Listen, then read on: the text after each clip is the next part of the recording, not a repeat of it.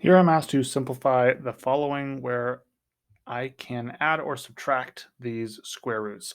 My rule here is I can only add or subtract if I have a common number inside the radical. In this case, the first one here we see square root of 3 and the square root of 3. A way to think about this, if it helps, if it doesn't ignore me for a second, is to think of these square root of 3 as like variables. So this is like saying 2x plus 3x because we're saying x is equal to the square root of 3.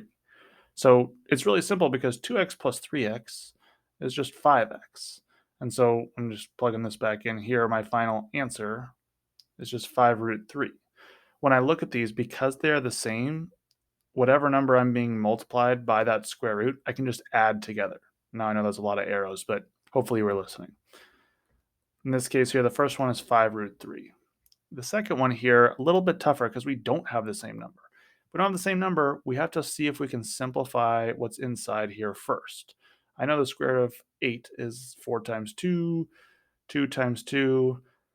I have a common number there, a pair, and then what's left is 2 on the inside. So remember, anything I take out on the outside, I have to multiply by whatever was already out there.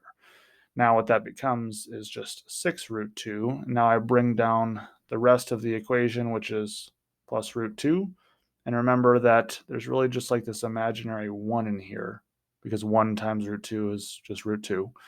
And now, again, similar to the last one, I'm going to just really quickly show this using a variable here, which gives me 7x.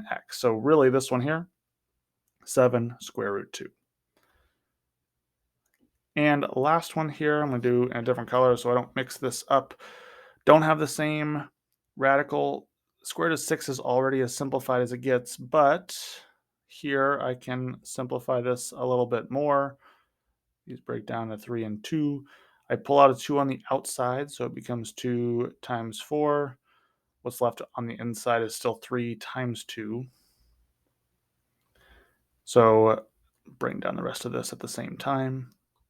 8 root 6 plus 8 root 6.